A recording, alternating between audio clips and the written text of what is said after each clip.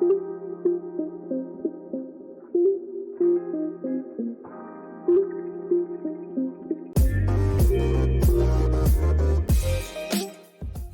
to all the rugby league diehards and welcome to another episode of Six to Go. My name is Tom Campbell and it's great to have your company. As we head into today's episode, you know how it works. We'll cover 6 topics related to the game or even their own career. My guest this week is Anthony Maroon. Maroon was my first ever guest on the Six to Go podcast and he's back to help me break down what happened in Origin 2. Also what's going on with his beloved South Sydney. Hope you enjoy our chat. Here's Anthony Maroon. I'm joined by Anthony Maroon as the next guest on the Six to Go podcast. Anthony, how are you, mate? Oh, good to catch up with you, Tom. How are you, mate? I'm really good. It's a pleasure to have you back on. I've got 6 topics to cover with you, and we'll kick things off with State of Origin Game 2. New South Wales level the series and send it to a decider with a 44-12 win in Perth. What's your biggest takeaway from Origin 2? Look, I think the biggest takeaway, mate, is that, I think there's a definite advantage for having multiple players from the one club in the team. Maybe I'm stating the obvious, but, I don't think we've ever seen a New South Wales side so stacked with players from one team. So, obviously we had 7 from Penrith, plus Matt Burton, who, of course, only left Penrith at the start of this year.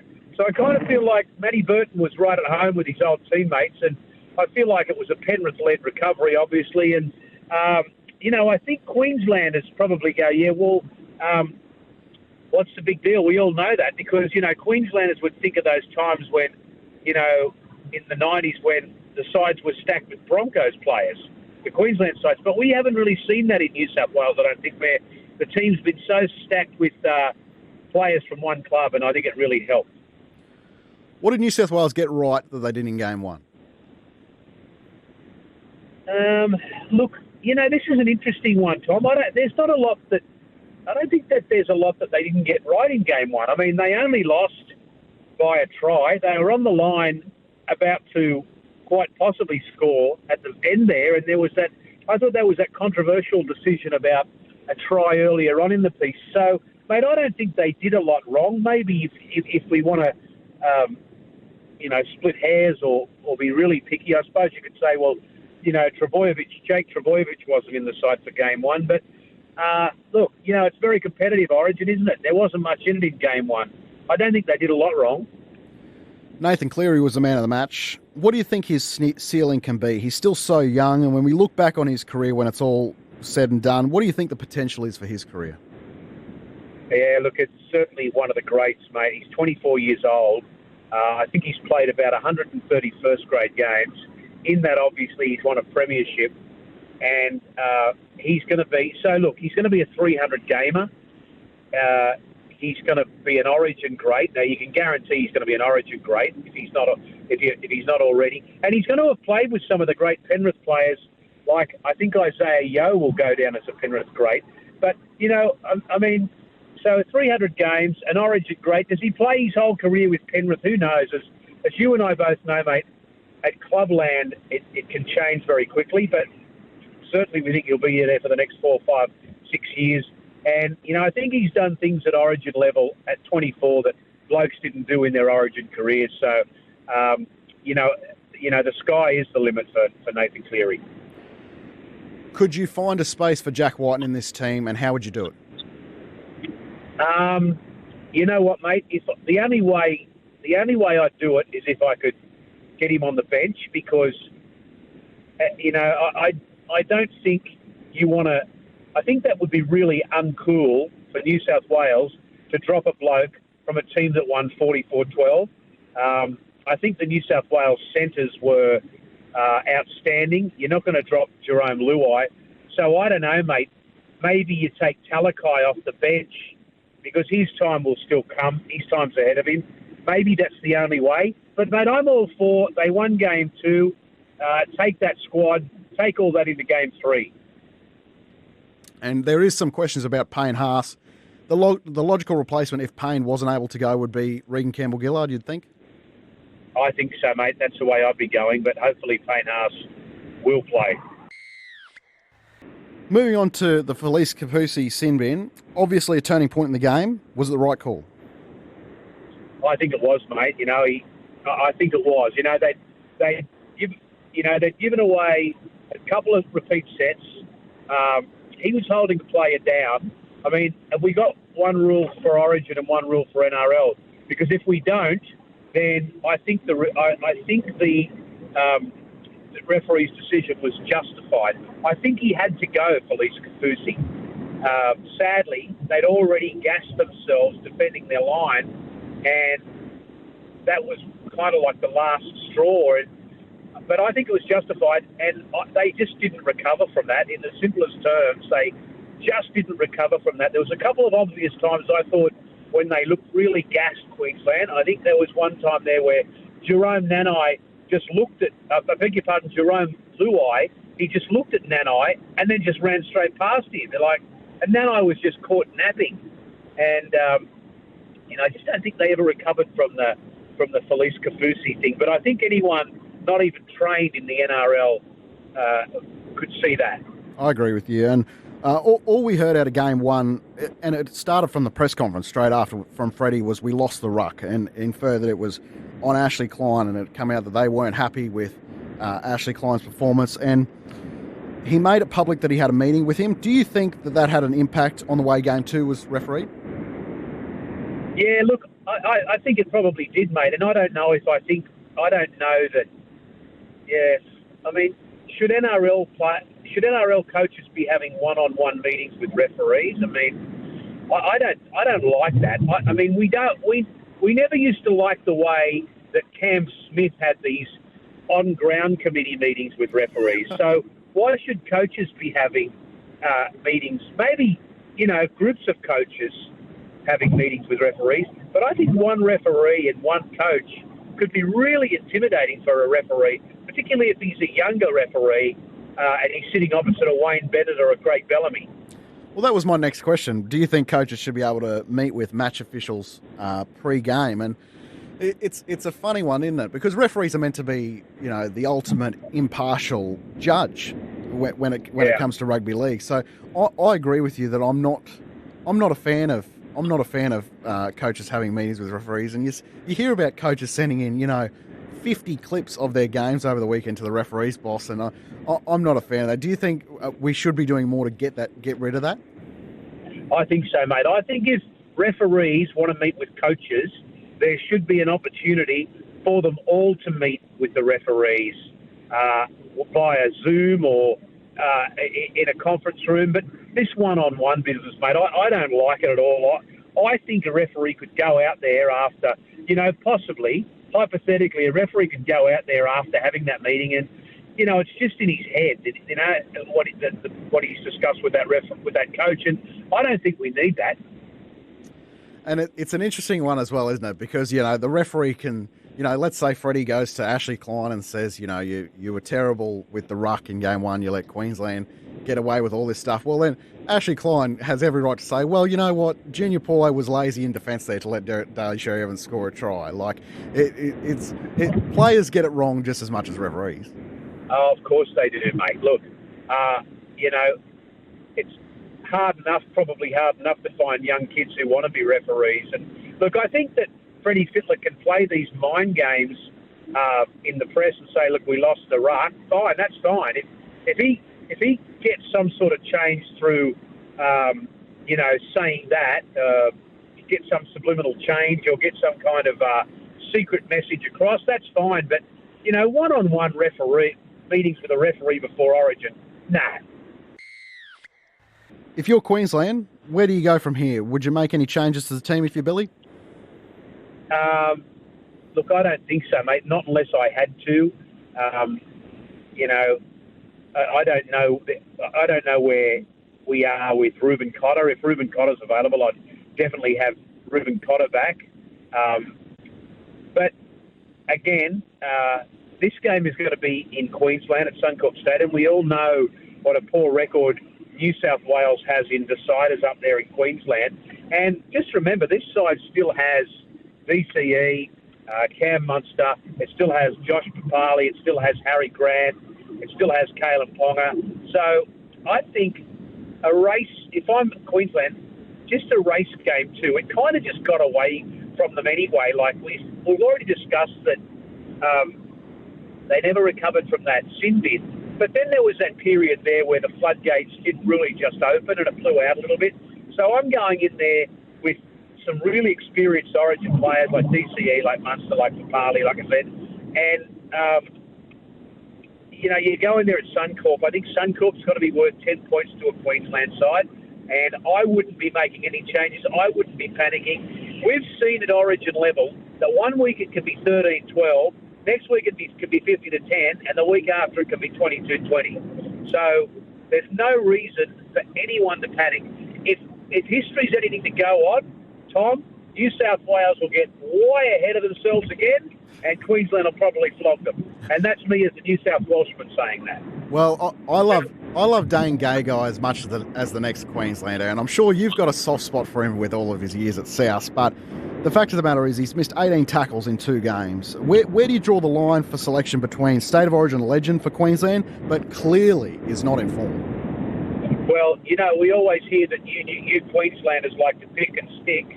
And here's a bloke, I think, Tommy might have recently clicked over 20 Origin games. Yep. So if you pick and stick, leave the bloke there. He plays, as I say, at Suncorp Stadium. Win, lose or draw, then maybe you look at the future of Dane Gagai. But I'm not dumping him for Game 3. And let me ask you a question. You dump him, what are you going to do there? What are you thinking? I think that his best argument for selection again is the fact that our weakest part is our outside backs. There's no doubt about it. But I wouldn't rule out a move to the wing and put Capewell in at the centre. I wouldn't rule that out. But I am with you for now. I would keep him at centre. I think that being back up at Suncorp is a big advantage, and I just think in this situation you've got to back him. Yeah, I agree, mate. I really do. I think he's a big game player. He might have missed 18 tackles, but in his 20-year career in Origin, he's done more good things than bad. And I think experience is going to count for everything. And Gagai's obviously played, as we've now said a couple of times, a lot of Origin. He's a grand final player, and he's been around for a long time. So,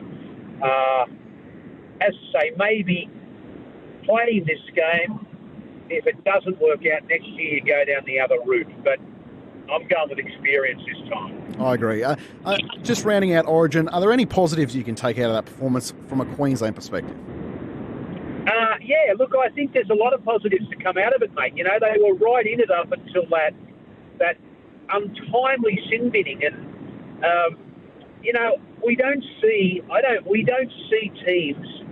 I think in the old days we probably used to see teams when they're a man down, they completely lose the game, they lose the plot. But we don't see that so much anymore. Sometimes we even see a player get sent to the sin bin, and the team that's only got 12 on the field hold their own for 10 minutes. For some reason, that didn't happen, and I think it was because they'd already defended that line so much. And up until that point, we've got to remember, Tom, that was half time. Queensland were going good. Munster was. I thought they were going, toe to toe, try for try with New South Wales. So, I know a rugby league game's 80 minutes long, not 40 minutes long, but I think there's a lot of great things to be taken out of that. I think there's a lot of great players in that Queensland side. I still love the halves, and I still think they play, for the most part, with a lot more spirit than New South Wales. And, they've got a great spine, and the way they use Harry Grant, that's the future of rugby league, isn't it? You start one of your guns off the bench, and he just comes on. We saw in game 1, he just cut New South Wales a brand new one. So, like I say, there's no need for either club to get into panic mode. There's no need to make wholesale changes. I don't know where Ruben Cotter's at. I'm in my car at the moment driving back to Sydney, but I'd have him in any side. But apart from that, mate, it's just going to be an absolute cracker of a game, which anyone can win. And history will show the fact that New South Wales won 44-12 means absolutely nothing going into a decider in Queensland. I think the biggest positive you can take out of it as well is the biggest stat for me out of the game was that Queensland had 2 play the balls in the opposition 20 for the whole game, just 2. And the fact that, I know that they lost by 30, but to me it could have been a lot more. Moving on to rep round, what was the highlight for you across the rep round? Well, you know what I thought? I don't know. I think it's a highlight. Well, I'll take it as a highlight. Obviously, I thought the women's game. No, well, let me start on the women's game before I go to where I was going. The women's game was certainly a highlight. I think we saw 11,000 people watching the girls play in Canberra, and obviously the level of skill we're seeing at NRLW level is just growing and growing and growing all the time. And I find a lot of these girls now becoming, certainly where I live, some of them are just household names, which is absolutely fantastic. And I find now that when I call those games, I know who they all are, and I think that's absolutely tremendous. But the point I was going to make is, in the New Zealand-Tonga game, I thought Tonga would be a lot better. I think they're just a little bit underdone around the halves, but it was great to see New Zealand have a win. Are you a fan of having this rep round in the middle of the year? Because as we know, next year this round will be scrapped and it'll move to all the international footy will go to the end of the year, and Origins will go back to Wednesdays. Are you a fan of having this middle week for international football and representative football? No, look, I'd have it at the end of the year, mate. You know, I think it's great for these emerging clubs like Lebanon or Italy, and a lot of these emerging clubs. It's a great contest for them, but I think it needs to be played at the end of the year when everything else is all said and done. But having this argument with Origin, which I know you're not, Tom, but we have this argument every year about the placement of Origin. It's not going anywhere. It's going to be played where it's played, and because we all just love it so much. Yeah, I agree with you. And just rounding out on representative football, I believe this is the best New Zealand team of all time. Do you think they can win the World Cup? You know what, mate? Not to name drop, but I just come from a function with Joey Johns, who I would regard as probably the best rugby league mind, certainly that I know. Yep. And, mate, he says the form that New Zealand are in, we could see a really, really close and hard-fought World Cup for Australia. So wouldn't it be great, mate? I mean, wouldn't it be great? Don't we love to see at that level a club that can genuinely go toe-to-toe again with Australia and maybe beat Australia, although we do want to see Australia win. And, mate, I've got to agree, they really are. It's a really classy-looking side. They probably can't afford to have too many injuries, but it's a really good side. And that spine just for New Zealand, that's where it starts, doesn't it? You don't even have to mention the forward pack, which is outstanding, but Manu, Hughes, Brown, Smith, that is world class. Oh, mate, it's as good as anywhere you go. And I think it's a good lesson for, as you say, once you've got that spine in place, and I think sometimes when we have this discussion about teams at club level, at NRL level, and, when clubs are trying to rebuild, there's one or two of these clubs that have had rebuilds in the last couple of years, but they haven't changed so much the half or the hooker, or they've maybe taken the wrong option at number one. I think if when rebuilding a club, if you've got a halfback, if you've got a good halfback, good hooker, good fullback, I'll tell you what, mate, it's like you said, then you can worry about everything else, because we look at Newcastle. Now, Newcastle Knights, they let Mitchell Pearce go about, 10 weeks before the kickoff of the NRL season. I mean, what did they think was going to happen? Yep. Same with the Titans, Jamal Fogarty leaving. Absolutely. I mean, they, to me, from the outside looking in, more than any other club, they make some horrendous decisions in recruiting. I'm not saying that that's one person in particular. That's probably over a period of 2 or 3 different recruiting arrangements there. But you've only got to go back, Tom, 5 or 6, 7 years, maybe 8, 9 years, in fact, when Neil Henry was coaching them, and they seem to have found their rhythm as a club that could make the finals. Then they bring in, for no real reason, they go out of their way to get Jared Hayne. Jared Hayne doesn't get on with Neil King. Next minute, Neil King's gone, Jared Hayne's gone. Next minute, Jared Hayne's gone. It kind of derailed the whole thing. So I think that's one club that really needs to look at, are they getting it right in that area of recruitment? I couldn't agree more. And I heard a rumour, and I'm not sure how true this is, but I hope for their sake that it's not, that they could move on from David Fafita and go after Payne Haas. And I thought to myself, what are we doing here? Like, this boggles the brain. The spine is if it's in a photo finish for the worst spine in the comp when you really look at it as a collective. Yeah. and we're investing all these money in forwards. It's not going to work. You know what else, mate? They are really big on these little players. I don't think you can have too many little players in a team. Yeah, I agree. And I know it's harsh to say that their spine is one of the worst in the comp, but the biggest thing against it, and I was talking to Sterlo at the start of the year about this, it's extremely young. It's extremely young. Between Aaron Clark, AJ Brimson, Jaden Campbell, and Toby Sexton, is there someone that's played 60 games in there? AJ Brimson might be close, but geez, it's a tough task when you're trying to make finals and you let go your captain and your main playmaker in Jamal Fogarty, and then move on from the Titans. I think that's where you got to start for them. We'll move on to South Sydney. They're obviously not travelling as well as what you would have hoped. What's disappointed you most about this season so far?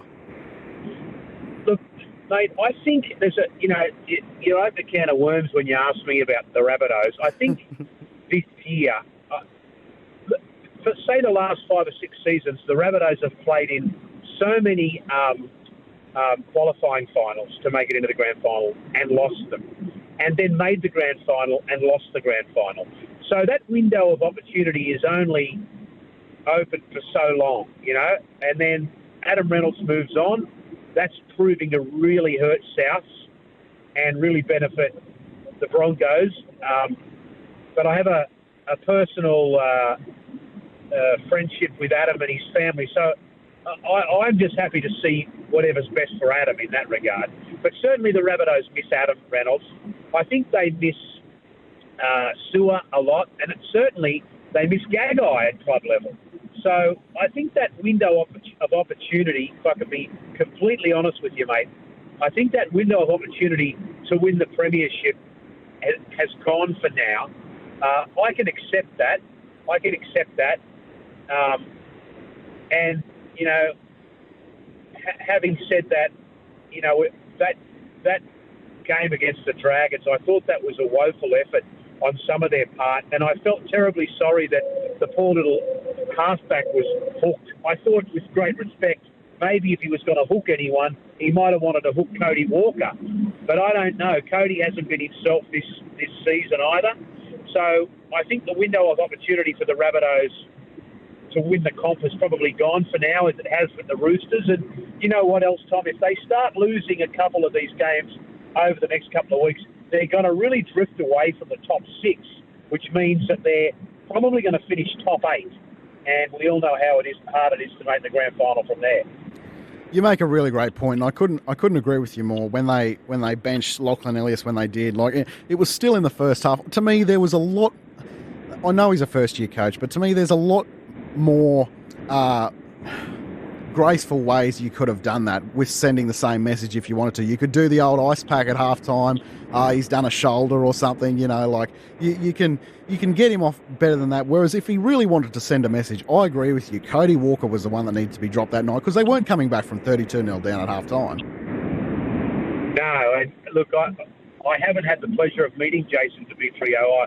I don't get as involved with the Bunnies at club level anymore because my commitments with Triple M are I'm just so busy there. But I haven't met Jason Demetrio, but by God, you look at him in the coach's box, he looks like one of these blokes that fires up quite easily, and maybe that was just an impulse reaction but I don't know what good it did Lachlan Ilias. Again, I'll refer back to Joey Johns, and Joey thinks Lachlan Ilias has got a really good future and is a really good halfback. And he also made the point, Tom, that, there's not a lot of good halfbacks getting around. I think I could probably name you 3 or 4 clubs that need a halfback, and that might make all the difference. They have a pretty brutal run home. Do you think they can still make finals? Look, I think I'm being completely honest with you, and when it comes to the Bunnies, I'm not always, but I think they'll make the finals, but I don't think they're going to make the grand final. I don't think they're going to go that far into the finals. I'm hoping that they'll finish, but I think there's a lot of pressure coming from the Dragons and a lot of pressure coming from the Raiders. But something tells me the Dragons are going to get better. So, and I think that's a good thing. That's a sign of who's coaching them now. Damien Cook is looking for an extension. He wants 3 years. He's just turned 31. Is there any hesitation from yourself at 3 years? Yeah, I wouldn't be giving him 3 years. I think that's I mean, this is the same issue that with Adam Reynolds, but maybe Adam was more prone to injury. I think Damien Cook might have been a late bloomer, as in when he first played first grade, but I think 3 years is a long time. I'd be looking at more of the 2-year thing. 3 years is a long time, and as we know with rugby league players and coaches anyway, in 2022 and 2023 and beyond, what is a contract anyway when they need to get out of it? Yeah, that's right.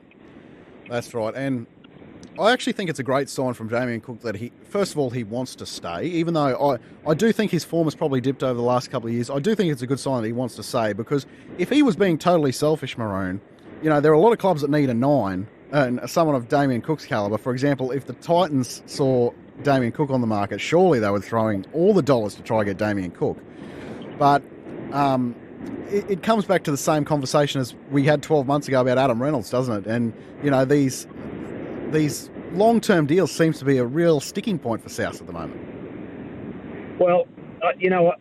Perhaps the salary cap, sometimes the salary cap's a little out of order, and sometimes it's way, way, way out of order. So I think this is probably more than anything all about the salary cap and making sure it stays in order. I mean, we've seen some of these clubs having issues with their salary cap, the Dogs being one of them, mate. It takes forever.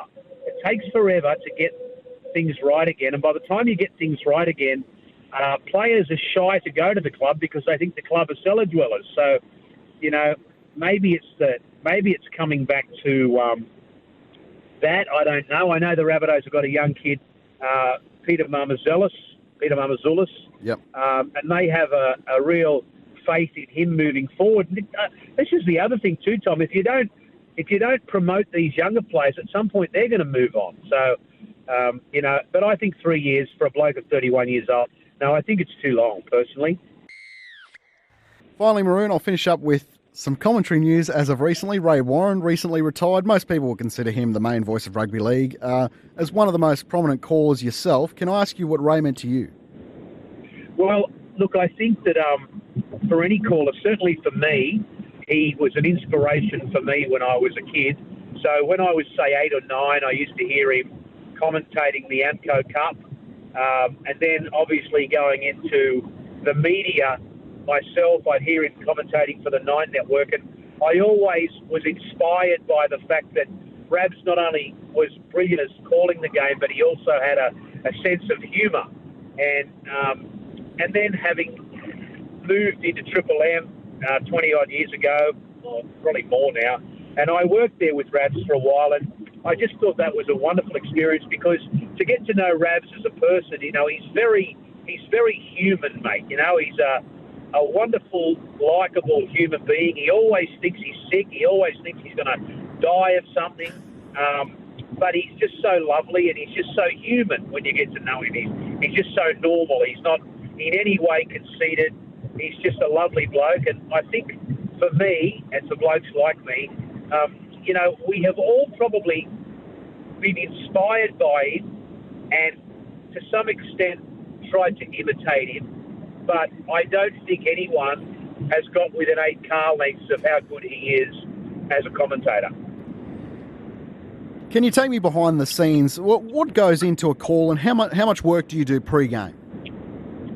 So what I do, mate, is I go and I'm a big fan of preparation. I always tell, when people try to be funny on the radio, I say to them, look, if you go on prepared, the funny stuff will become very natural to you because you'll be relaxed because you'll be prepared. And the best way to get prepared is just, first of all, I would sit down, like say there's a game, the next game I call in my roster is a Titans game. So sit down and just learn the names like you were at school, just writing it down, write it down. I write it down about 15, 20 times, and by this time of the season you normally know them anyway, but write them all down so that you can, if you see a player's number, you can identify him by number. If you see his face, you know what I mean? Like some of them have got red hair, some of them are bald, some of them have got beards. So Some of them are Polynesians. Some of them are, they're all different shapes and sizes. But then if you know the number, you can know who it is when they're running past you or they're on the grass. And then once you've done that, mate, you just go and get, some facts, some stats. But you don't want to overdo it. I think a lot of these callers now, they overdo it, mate. They got stats about, how many times the bloke ate a bacon and egg roll and what shoe he puts on first. And, I don't think you need all that, just a few stats. And then if you've got experts with you, which you always do. I mean, I only played footy when I was a kid, and, mate, I was terrible. I was reserved for the team I played for. I was terrible. And I've got Wendell Saylor with me, or Aaron Woods, or Ryan Girdler.